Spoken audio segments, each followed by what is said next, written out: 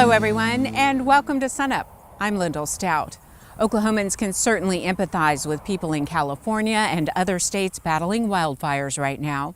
Here at home, thanks to rain and continued green conditions, there are steps that landowners can take right now to help lower their risk of wildfires this winter. SUNUP's Curtis Hare catches up with our Extension fire ecologist, John Weir. How you doing, John? Just fine. How are you doing? Doing good. Good. So why don't you tell us a little bit what you guys got going on today? Oh, we got a little growing season fire going on. Man, you know, you wouldn't think of something this green that would burn this well. That's right. You know, a lot of people, that's their picture of summertime, growing season, green grass. It just won't burn. But as you can see right here, we've got it burning really well on that. We've been doing a lot of growing season burning. So talk a little bit about the benefits of burning this time of year. Well, you know, the benefits of burning this time of year is pretty much the same kind of benefits that we see burning in the dormant season or any time of the year. You can see increased cattle gains, increased plant palatability, increased crude protein on plant species. Again, wildfire reduction risk and stuff. We're removing fuel, so for future wildfires, we don't have those big problems and things like that going on. Is it easier to kind of manage this time of year? It is. As you can see, you know, the flames are, you know, the fire's not moving real fast. You know, we just lit that just a little bit ago and it's only traveled, you know, about 15 feet. Whereas if this would have been March or April, man, it had already been, you know, 100 yards down the way real quick. Flames are a lot shorter because, again, that green grass in there changes that whole aspect of the way that fire behaves, because it's the old growth, it's the old mulch from previous years that starts the fire. Then it burns and heats up, boils all the water out of the green grass, and then the green grass will go ahead and burn within that. And so as you can see, it just slows that down because it takes so much energy out of that fire to boil all that water out of it. Yeah, because like, you know, wildfire is a naturally occurring event, and this just helps to manage that. You know, That's it's right. good for the land, but you want to just keep it in control, not get out of control. That's right. And that's the other one of the great benefits of this time of year is the safety aspect. It's a whole lot safer to do, a whole lot easier to maintain and control.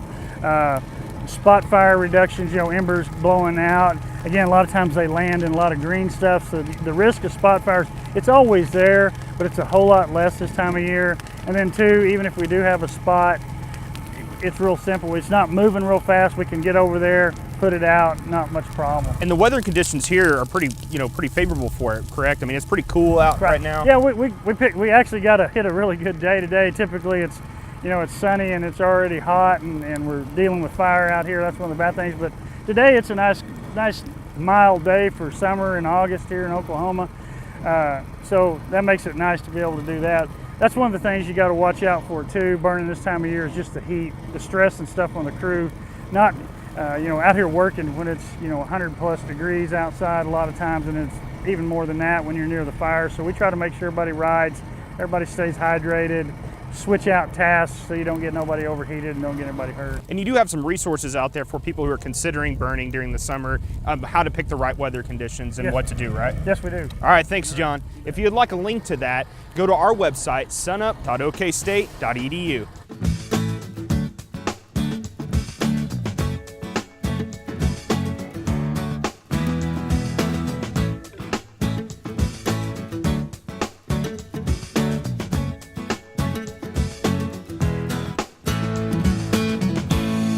Welcome to the weekly Mesonet weather report.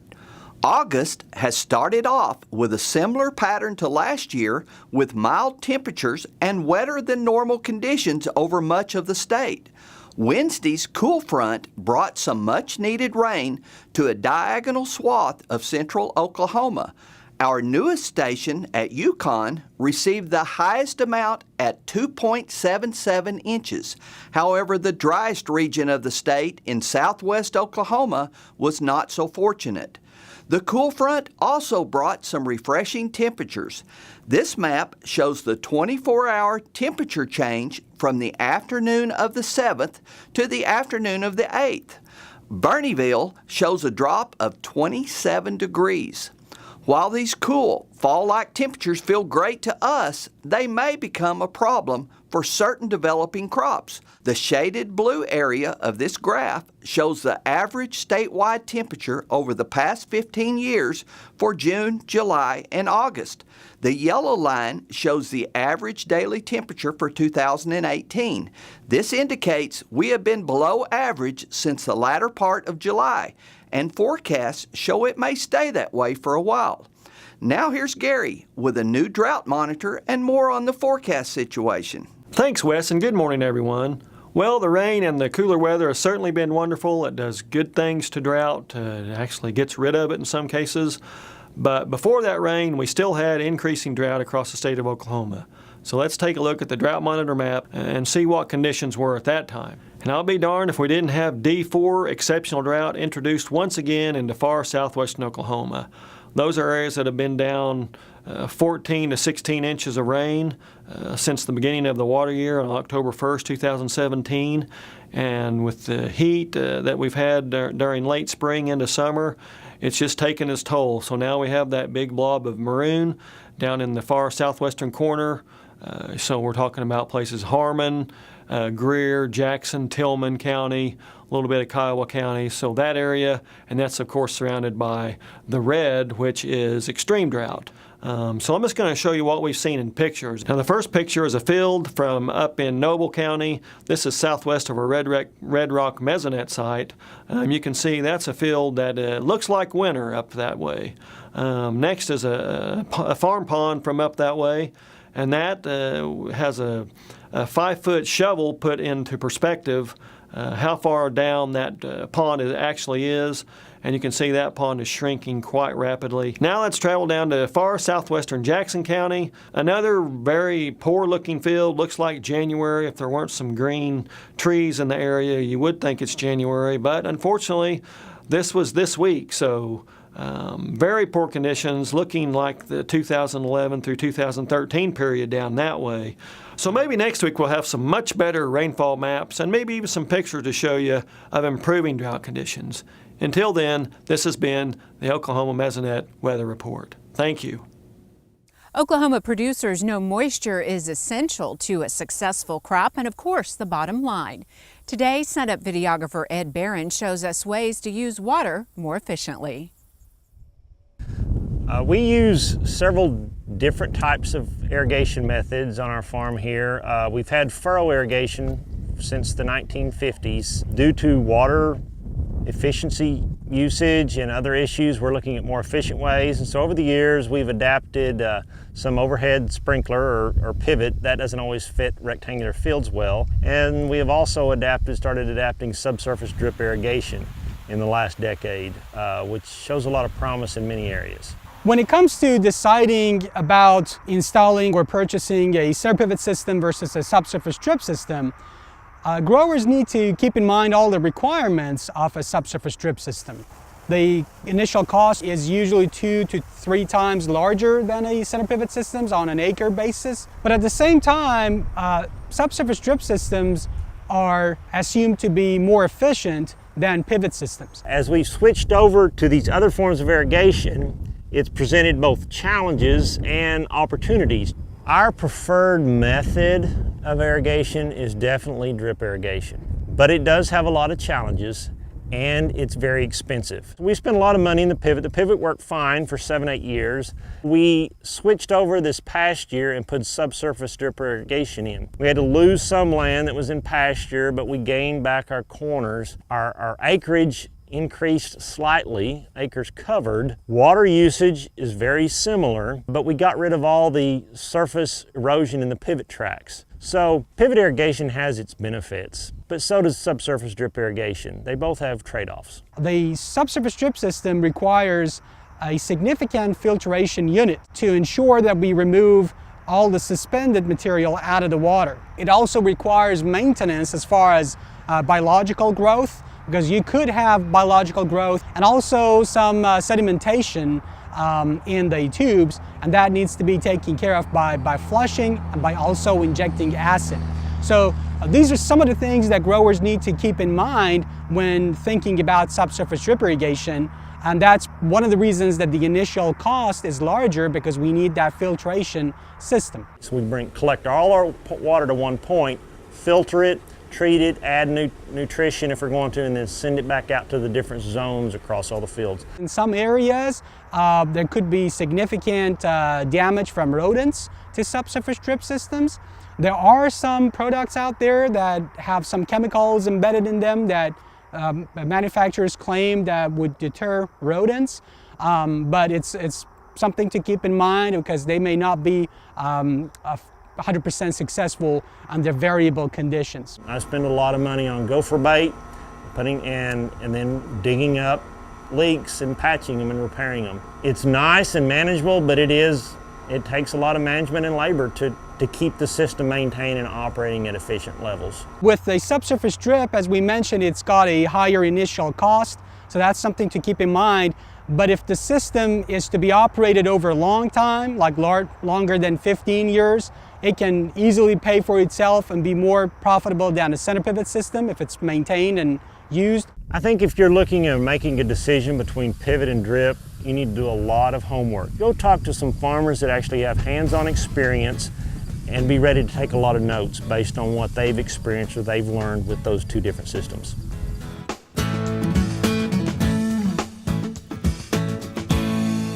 Beef demand is still holding strong. So, Derrell, what's driving this demand? Well, I think there's a number of factors going on. You know, sometimes we really just have to acknowledge that preferences are strong right now, and we don't usually know that until after the fact. But when you look at the more economic signals, if you will, I think there's broad-based, demand support from the macroeconomy. Unemployment's low. More people are working, so that's good. I think a big part of it has to be the fact that our trade picture has been very supportive this year in terms of beef exports. Well, speaking of trade, there was some new trade data released. Did it show anything interesting with what's going on there? You know, the trade data continues to be very supportive, not only for beef, but across the board. So for the month of June, which is the latest data, beef, pork, and broiler exports were all up. If we look at, for the year to date, beef exports are up nearly 15%. On top of this, a little bit more than 15% for the month of June. And we're up to, almost all of our major markets. In the current month, we're up to Japan, Korea, Mexico, Canada. We were a little bit down in Hong Kong, but we're up for the year to date to all of those markets. So beef continues very strong. Again, pork looks pretty good. As well. We're looking at record meat production in the U.S., beef, pork, and poultry. And so that's going to be, it's going to be a challenge to work through that meat, and these trade numbers are very supportive of that. So we're always talking about the trade disruption lately. How might that impact producers going forward? Well, again, lots of things can happen. In terms of the beef industry or beef market specifically, direct impacts, of course, could happen, although beef has been relatively sheltered from most of the actual tariffs and so on. We do have tariffs on beef to China right now, but we're not exporting very much to China. However, in the month of June, we did see a decrease from the previous 2 months, so that may be indicative of those tariff impacts.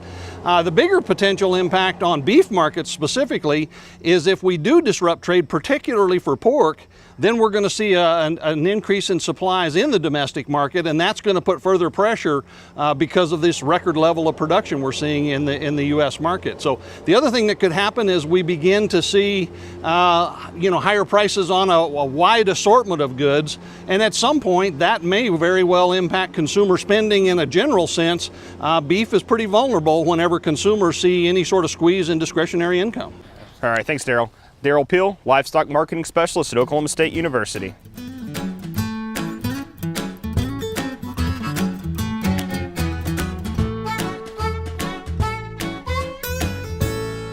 As we approach the mid part of August, that means that we're just a few days away from the start of the fall calving season for those herds here in the Southwest that do plan to start that calving around the 1st of September each year.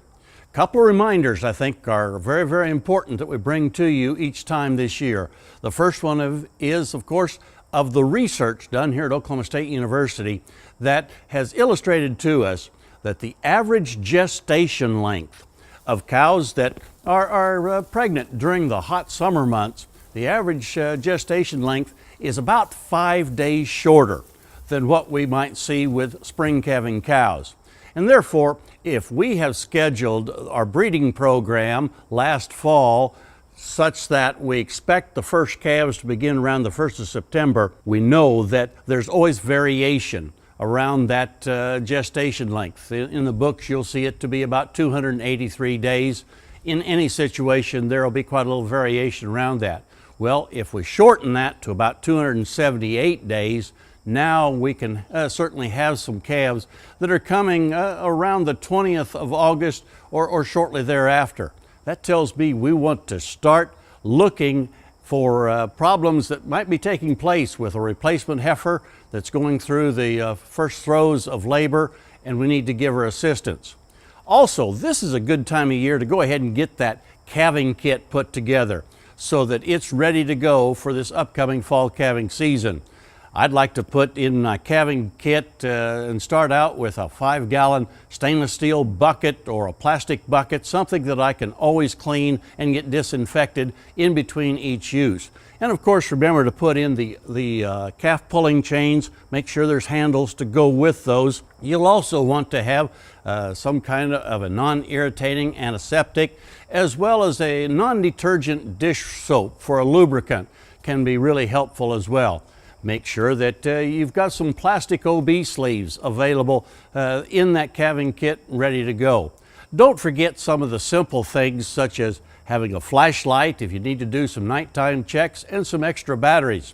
Also, when that baby calf arrives, you probably want to have a bottle of about 7% tincture of iodine to dip the navel in to treat the navel area so that infection doesn't get into that baby calf from that particular region. We need to think ahead that this upcoming fall calving season is really closer than we might believe. Making these preparations is certainly going to be important and helpful when we get in that situation in the middle of the night here in this calving season and we have to help a heifer or a cow that's having some problems. We look forward to visiting with you again next week on SUNUP's Cow-Calf Corner. There really hasn't been much movement in the market this week, and Kim, what's making the market chatter? Well, of course, the WASDE report that's going to be released on Friday, but the big chatter's about lower wheat production. Russia, their wheat production may be down 20%, their quality not as good as it has been in the past. Ukraine, there's kind of difference of opinion on how much lower Ukraine's going. I think it might be slightly lower than that. You've got the European Union, especially Germany, France, 20% lower production there, and Australia. You know, there's right between the lines that their crop's been devastated with dry weather. So that's the big word. At the end of in the middle of the week, I read an article that there's a shortage of feed wheat. Feed wheat prices. Korea bought wheat for around $5.70 with cost and freight. In other words, delivered. Within a week or a week and a half, that had increased almost $1. And so there's maybe a shortage of feed wheat around the world. And then, of course, you've got corn and soybeans. The debate is what's the yield there? It's going to be high. It's just how high is it going to be? What does lower production mean for the overall world crop and then also prices on there? Well, if you look at wheat, that lower production is basically what's going on with Russia and Ukraine. We've seen that dollar increase in prices. I think the market took a breather this week to wait and see just how things are coming out. And it's probably that the market's already got Russia, Ukraine, the European Union lower production in it. Australia, I think, is the key to our next dollar move. If Australia continues to decline, I think our prices can go higher. Producers across the state, across the U.S. are penciling out next year's crop. Some of this wheat's going to be going in the ground soon. What do you see in the patented Kim Anderson crystal ball for wheat prices at harvest in 2019? Well, outside the crystal ball, if you'll look at what elevators will forward contract 2019 harvested wheat for, right at $6, just below $6 right now. So the question is will it get higher? Then, of course, with the relatively large corn harvest coming on, with relatively large bean harvest and relatively low corn and bean prices, how do those prices compare? And I think wheat is going to look relatively well for the 19 crop year. Okay, thank you much, Kim Anderson, Grain Marketing Specialist here at Oklahoma State University. And now here's Brian Arnall with some apps that could be useful to ag producers. I want to talk about some mobile applications that will be useful this time of year as we're starting to prep for harvest on our summer crops and also get ready for planting of winter crops and some hunting season stuff. So one of the first apps I'd like to talk about today is the Ag PhD's Harvest app. Now, the Ag PhD put an app together called Harvest Loss. It's a very useful and simple tool that can help you know how important it is to set your combine. So what you do, we go into, say, corn, you look at how many seeds there are per pound. You can adjust that. In this app, it starts out as 1,450 seeds per pound. And then you go out behind the combine after the combine's run through the field or made that first pass, you count how many seeds you find on the ground per square foot. So in this case, I'm gonna say we go in there and we find 10 kernels in a 1 foot square. You can also go in there and put a cost per bushel or crop price per bushel. Let's just say $3.50 for the time being. And it goes through the calculations.